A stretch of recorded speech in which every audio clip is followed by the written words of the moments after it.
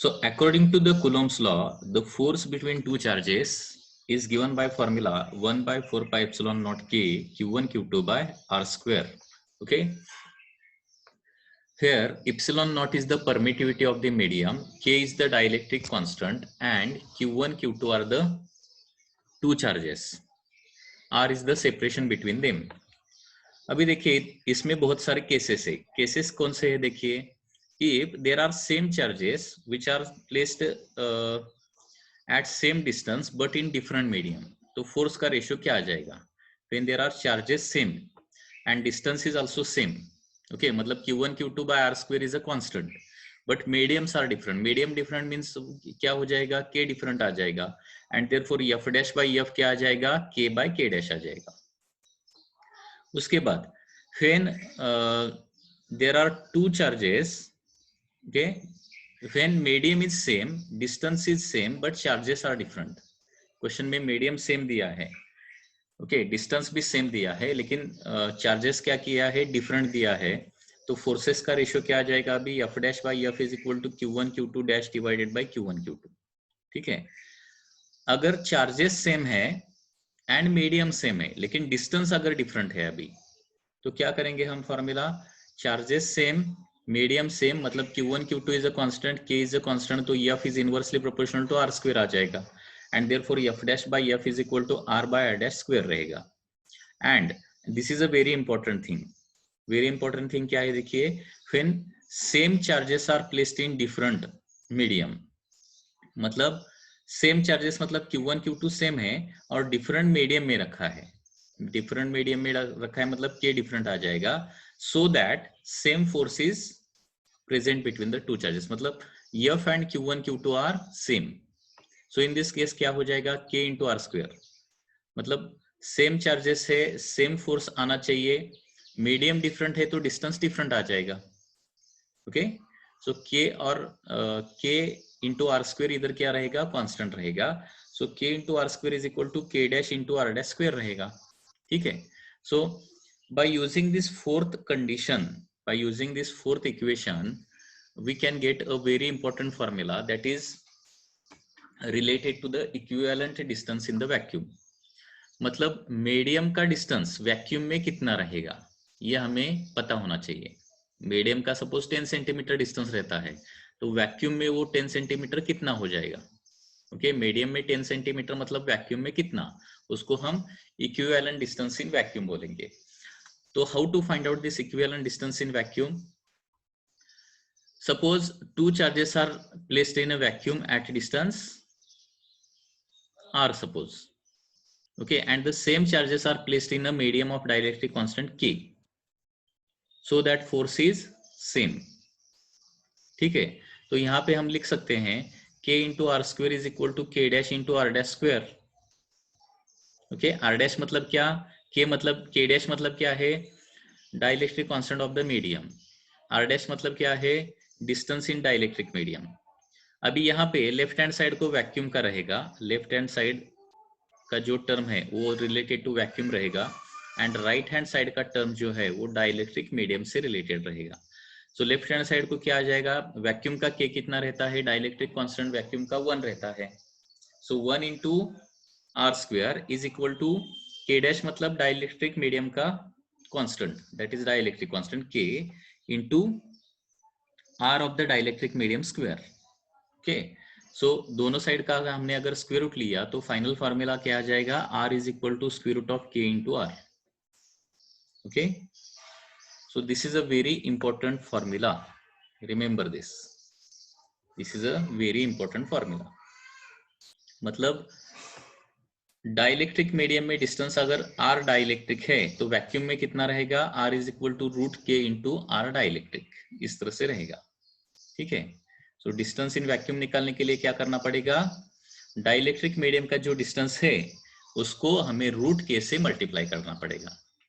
Okay, dielectric medium का distance दिया है तो उसको रूट k से मल्टीप्लाई करने के बाद हमें वैक्यूम का इक्विवेलेंट डिस्टेंस मिलेगा. अभी इसको हम यूज कहां पे करेंगे, यूज कहां पे करेंगे देखिए, सपोज ओके, इसका एप्लीकेशन कहां पे आ जाएगा, एप्लीकेशन इस तरह से आ जाएगा.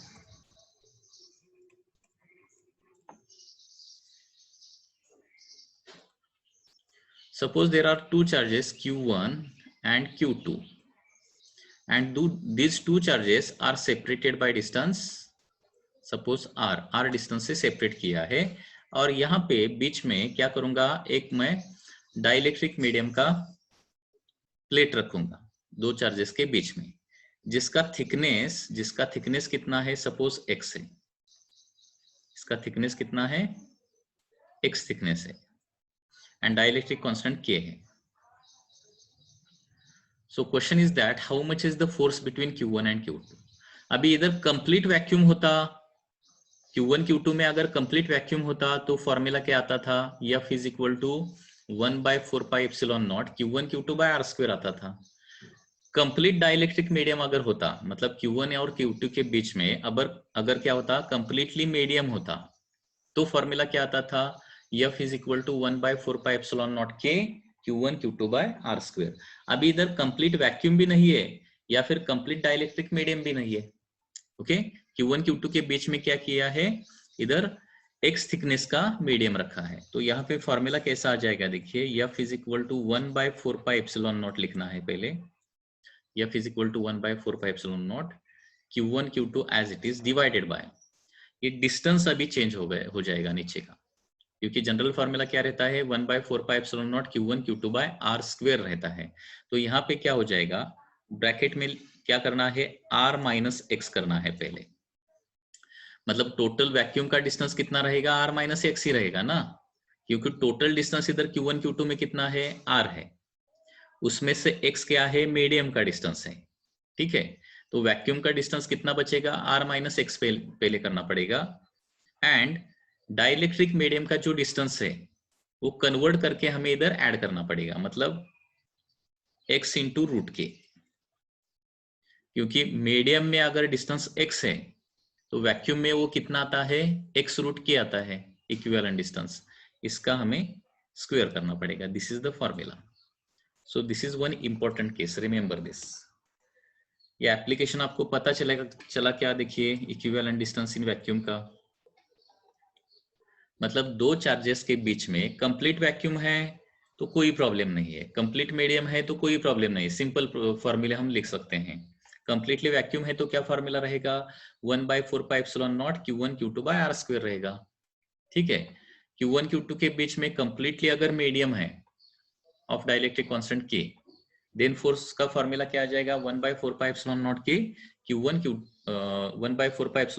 Q1 Q2 by r square रहेगा. लेकिन यहाँ पे क्या किया है, Q1 Q2 के बीच में r डिस्टेंस है और उस डिस्टेंस में क्या किया है, x थिकनेस का डाइलेक्ट्रिक प्लेट रखा है. तो क्या हो जाएगा, force is 1/4πε0 Q1 Q2 by r minus X plus X root के स्क्वायर. अभी यहाँ पे देखिए, जब पहले वैक्यूम था तो फोर्स कितना होगा, ज्यादा. अभी प्लेट डालने के बाद या फिर बीच में मीडियम डालने के बाद फोर्स हमेशा क्या होता है, कम होता है, क्योंकि denominator is going to increase यहाँ पे. ओके, माइनस एक्स हो जाएगा लेकिन प्लस एक्स रूट के हो जाएगा, मतलब डिनोमिनेटर बढ़ जाएगा and force is going to decrease. हमेशा ध्यान में रखिए, मतलब दो चार्जेस के बीच में हमने अगर डाइलेक्ट्रिक प्लेट रखा, डाइलेक्ट्रिक प्लेट, ओके, तो फोर्स क्या होता है, दो चार्जेस में से फोर्स डिक्रीज होता है. ओके, तो यहाँ पे इसका एप्लीकेशन नंबर 1, एप्लीकेशन 1 लिखेंगे. इसका क्या होता है, when dielectric plate is inserted between the two charges.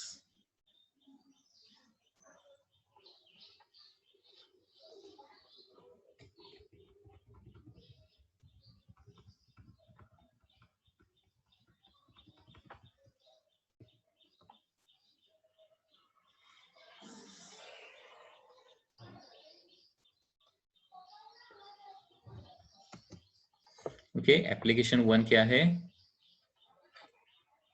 when dielectric plate of thickness x is inserted between charges. ठीक है, तो उसका फोर्स का फॉर्मूला क्या आ जाएगा, इस तरह से फॉर्मूला आ जाएगा।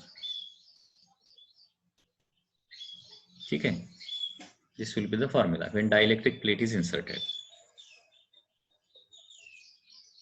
ओके, अभी यहां पे डाइलेक्ट्रिक प्लेट के बजाय हमने अगर मेटल प्लेट इंसर्ट किया तो क्या हो जाएगा, metal plate.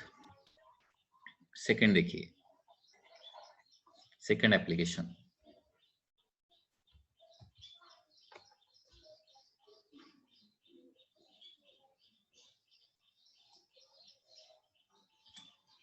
Second application,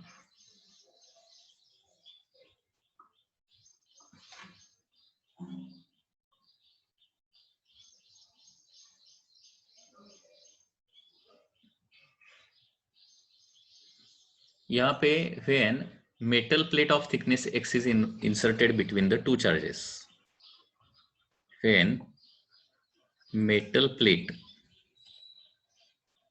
is inserted between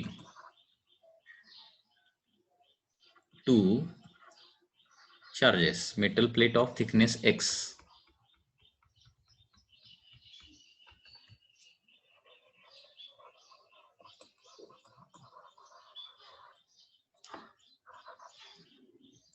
is inserted between two charges। ठीक है, मतलब once again there are charges q1 and q2 and initially suppose distance between the two charges is suppose कितना है, r है। ठीक है, और हमने क्या किया, इधर बीच में मेटल प्लेट अभी डाल दिया, मेटल प्लेट। इसका मेटल प्लेट का थिकनेस कितना है, x है। This is a metal plate. तो यहाँ पे फोर्स कितना हो जाएगा, देखिए force is equal to, formula इस तरह से लिखना है 1/4πε0 q1 q2 divided by r minus x square. ये ध्यान में रखिए, मतलब हमने अगर मेटल प्लेट उधर डाला तो क्या होता है, उतना डिस्टेंस ओनली क्या करना है, r में से कम करना है, जितना मेटल का थिकनेस है उतना डिस्टेंस कम करना है। तो अभी क्या हो जाएगा, देखिए फोर्स बढ़ेगा या फिर डिक्रीज हो जाएगा। पहले तो डाइलेक्ट्रिक प्लेट डालने के बाद क्या होता था, denominator was going to increase and therefore force is going to decrease ना। सो हेंस हियर क्या होता है, force between charges, force between charges क्या होता है, इधर डिक्रीज होता है, डिक्रीजेस। एंड यहाँ पे denominator is going to decrease and therefore force is going to increase, hence force between charges is going to increase।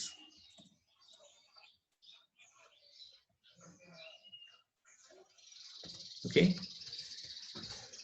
so this is a very important thing which is to be remembered। okay, okay, so यहाँ पे dielectric का मतलब क्या है, dielectric आपको शायद पता नहीं होगा, डाइलेक्ट्रिक का इधर मतलब लिखता हूं। देखिए ये डाइलेक्ट्रिक क्या होता है, डाइलेक्ट्रिक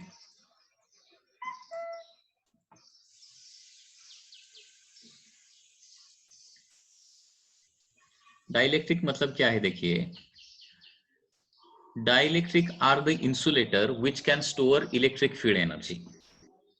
okay, so dielectric मतलब क्या है, these are insulators basically, these are insulators मतलब non metals which can store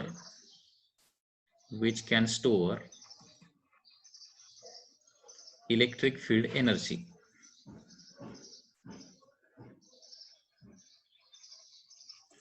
इसका दूसरा मीनिंग ऐसा आता है, all dielectrics are insulators। Okay, all dielectrics are insulators. All dielectrics are non metals या फिर क्या बोलेंगे, इंसुलेटर्स बोलेंगे. All dielectrics are insulator, but thing is that all insulators are not dielectrics. Okay, remember this thing. सभी dielectric insulator होते हैं, लेकिन सभी इंसुलेटर डाइलेक्ट्रिक नहीं होते हैं. ऐसा क्यों होता है? देखिए, इंसुलेटर में भी दो टाइप है. कुछ insulator electric field energy store करते हैं, कुछ insulator electric field energy store नहीं कर पाते हैं. और जो insulator electric field energy store करते हैं उन्हीं को हम क्या बोलेंगे, डाइलेक्ट्रिक्स बोलेंगे. So these are the insulator which can store electric field energy, and all dielectrics are insulators. Okay.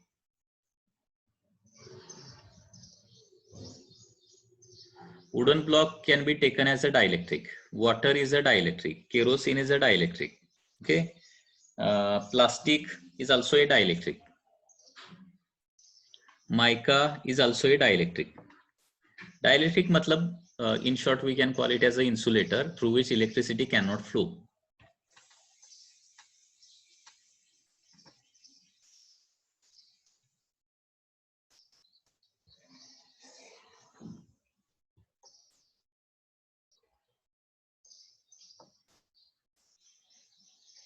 क्योंकि चार्जेस तो मेटल पे नहीं रख सकते, चार्जेस को तो मीडियम पे रखना है, मतलब डाइलेक्ट्रिक मीडियम में ही रखना है चार्जेस को.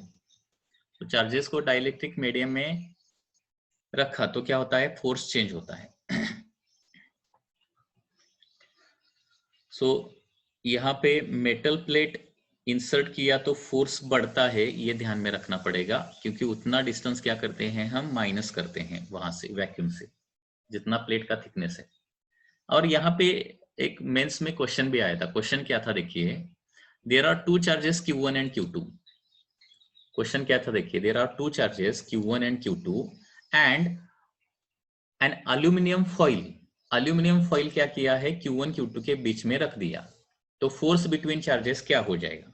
What is your answer? Aluminium foil is placed between the two charges, मतलब कांटेक्ट में नहीं है. अल्यूमिनियम फॉइल मतलब उसका थिकनेस निग्लिजिबल रहता है. आंसर क्या आ जाएगा? थिकनेस उसका निग्लिजिबल रहता है foil. Answer is same, force will be same. अगर अल्यूमिनियम प्लेट रखा, ऐसा क्वेश्चन है, दो चार्जेस के बीच में अल्यूमिनियम प्लेट रखा तो फोर्स इंक्रीज होता है, एंड अल्यूमिनियम का फॉइल रखा तो force does not change. Okay, इस तरह से याद में रखिए.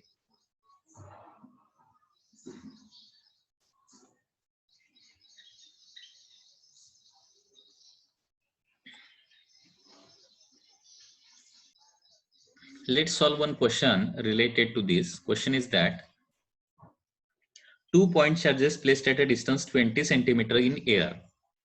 There are two charges Q1, Q2. They are placed 20 centimeter and वो air में place किए गए हैं. They are placed in air 20 centimeter. Repel each other with a force F. Okay, यहाँ पे force कितना है, F है. ओके, रिपल्शन है, मतलब दोनों भी कितना, कैसा होना चाहिए, आइदर पॉजिटिव पॉजिटिव होना चाहिए या फिर नेगेटिव नेगेटिव होना चाहिए. अ डाइलेक्ट्रिक स्लैब ऑफ थिकनेस 8. इसमें क्या किया है, अभी डाइलेक्ट्रिक स्लैब रखा है Q1 Q2 के बीच में. इसका थिकनेस है 8 centimetre. 8 centimetre. Dielectric slab of thickness 8 centimetre and dielectric constant K. इसका डाइलेक्ट्रिक कांस्टेंट K है, दिया गया नहीं है. Introduced between the charges. The force of interaction become half of the previous value. अभी फोर्स कितना है, न्यू फोर्स F/2 बनता है, half of the previous value, then K is about, तो K कितना रहेगा, दैट इज द क्वेश्चन. तो directly हम फॉर्मूला यूज कर सकते हैं. ठीक है, अभी पहले F के लिए फॉर्मूला क्या रहेगा, जब डाइलेक्ट्रिक प्लेट नहीं था तब फोर्स F था, तो F का फॉर्मूला आ जाएगा 1/4 pi epsilon naught Q1 Q2 divided by 20 square आ जाएगा. ठीक है, so this is the F.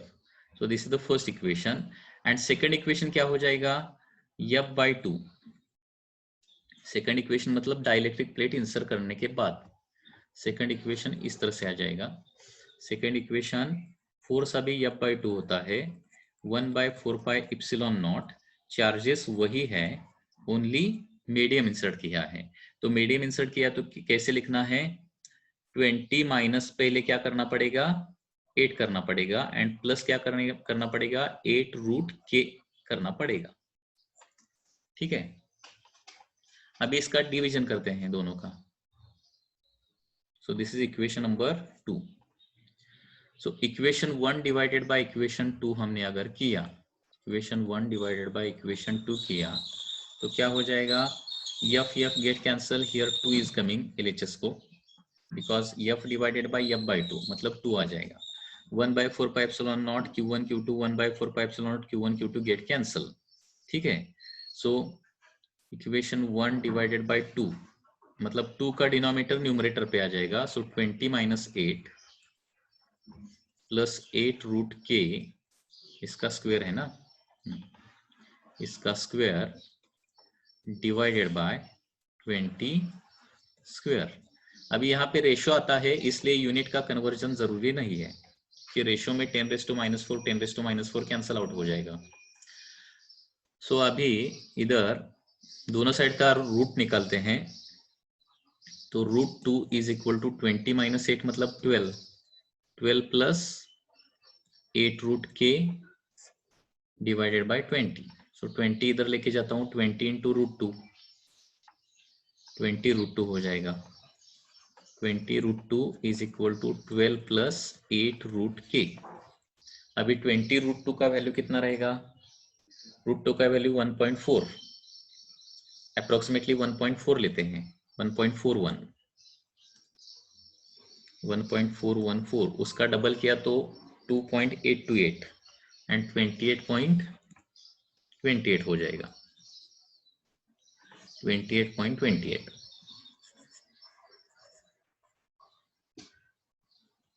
Okay, is equal to 12 प्लस 8√k। ओके, सो 12 माइनस करना पड़ेगा, 28 माइनस 12 मतलब 16.28 is equal to 8√k and therefore √k is equal to 16.28 divided by 8, so approximately 2. So k is coming to be approximately 4. So k is about 4 is the answer. Okay, so this is a correct answer. So any doubt in this question?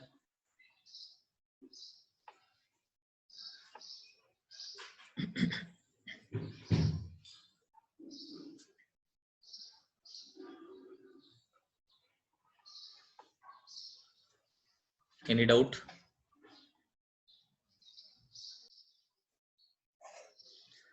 So once again, listen carefully. There are two charges Q1, Q2. Distance is 20 centimeter and initially दोनों charges के बीच में air है या फिर vacuum है और उस time force कितना है, F है। तो पहले कंडीशन का इक्वेशन क्या आ जाएगा, that is F is equal to 1/4πε0 Q1 Q2 by R square, क्योंकि पहले तो वैक्यूम था, वैक्यूम के टाइम फोर्स कितना था, F था। ओके, सो F का इक्वेशन आ जाएगा 1/4πε0 Q1 Q2 बाय 20 स्क्वायर। अभी क्या किया है, इधर Q1 Q2 के बीच में 8 सेंटीमीटर का डाइलेक्ट्रिक प्लेट इंसर्ट किया है, 8 सेंटीमीटर का, तो फोर्स बन जाता है अभी F/2। सो नेक्स्ट इक्वेशन क्या आ जाएगा, F/2 is equal to 1/4πε0 Q1 Q2 divided by, अभी डाइलेक्ट्रिक प्लेट इंसर्ट किया तो फॉर्मूला कैसे रखना है, याद रखना है R minus X plus x√k bracket square, इस तरह से याद रखना है ना। सो 1/4πε0 Q1 Q2, टोटल डिस्टेंस 20 है, 20 से पहले 8 माइनस करना पड़ेगा और ऐड कितना करना पड़ेगा, 8√k ऐड करना पड़ेगा। Okay, square. एंड अभी क्या किया है, question equation 1 divided by equation 2 किया है। So equation 1 divided by equation 2 will be, वो कैलकुलेशन करके देखिए, कैलकुलेशन करके आंसर डाइलेक्ट्रिक कांस्टेंट कितना आ जाएगा, 4 आ जाएगा।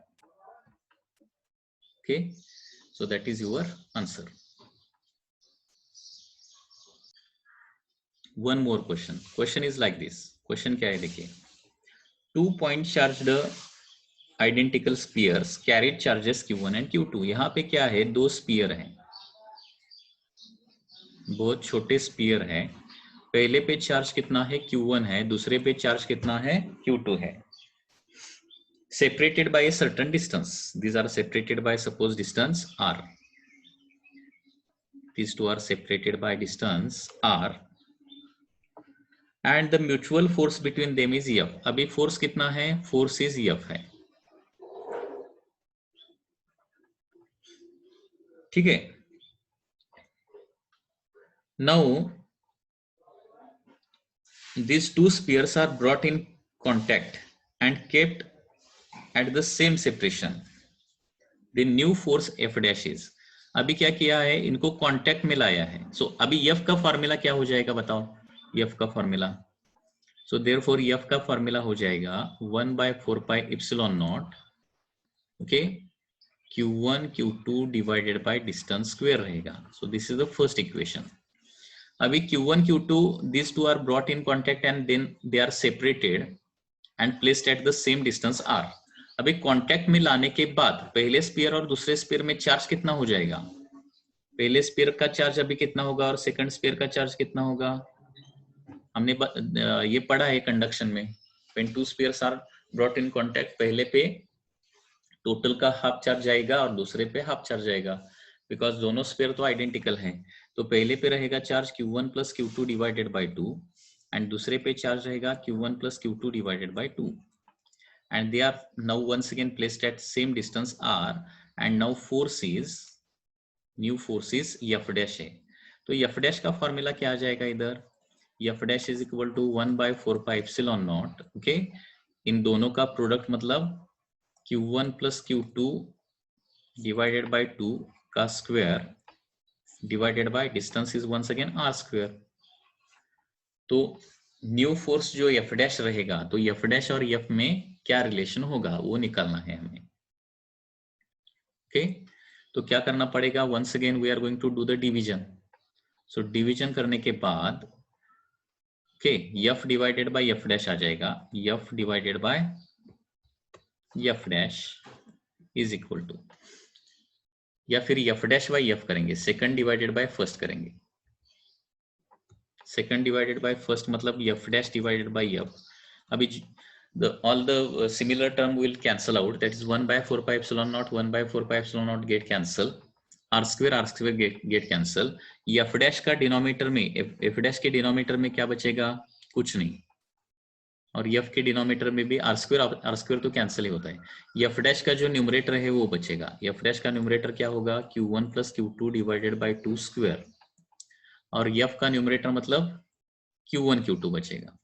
And therefore q1 plus q2 bracket square divided by 2 का स्क्वायर 4 हो जाएगा, और वो डिनोमिनेटर को आ जाएगा 4q1 q2 हो जाएगा.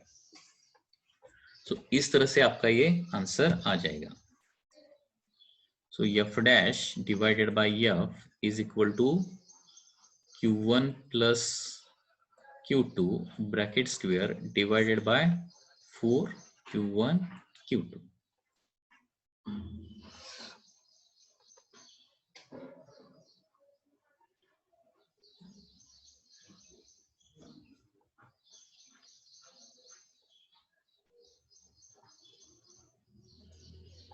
ओके, सो इस तरह से भी क्वेश्चन रह सकते हैं. मतलब initially two charges are having certain force and now they are brought in contact and separated. New force कितना हो जाएगा, तो पहला फोर्स का इक्वेशन हमें आपको लिखना है, सेकंड फोर्स का इक्वेशन लिखना है और उसका डिवीजन करना है. अभी इलेक्ट्रोस्टैटिक फोर्स का कैरेक्टरिस्टिक क्या है, देखिए इलेक्ट्रोस्टैटिक फोर्स हमने देखा है, तो characteristics of electrostatic force, characteristics of electrostatic force क्या क्या है, देखिए first characteristic, it is stronger than gravitational force but it is weaker then strong nuclear force. मतलब इसका बेसिकली जो नेचर में फंडामेंटल फोर्सेस है, तो फंडामेंटल फोर्सेस कितने हैं, 4 टाइप्स के फंडामेंटल फोर्सेस हैं. First is the gravitational, second is the electromagnetic force, third is the strong nuclear force, and fourth is the weak nuclear force. So in this category where this electrostatic force stands, so electrostatic force is stronger than the gravitational force, but it is weaker than the strong nuclear force. Okay, so this electrostatic force, characteristic क्या लिखना है इधर, stronger than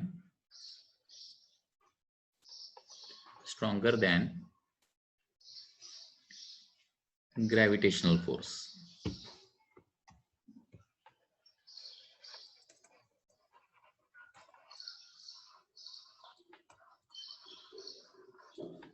But weaker than strong nuclear force. Okay, second characteristic, इसका range क्या रहेगा? This is a long range force, ये जो force है वो लॉन्ग रेंज फोर्स है, मतलब ज्यादा डिस्टेंस पे भी ये एक्ट होता है, लेकिन ग्रेविटेशनल फोर्स इसका रेंज इसका ज्यादा नहीं है. Range of gravitational force is maximum, उससे कम रेंज है. Okay, but it is a long range force.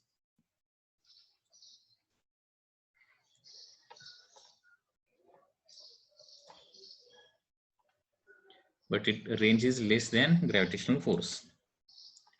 After that, it is a central force. Okay, central force मतलब क्या? The force act along the line between the two charges. मतलब force of attraction रहने दो या फिर repulsion रहने दो, ये force कैसा रहेगा?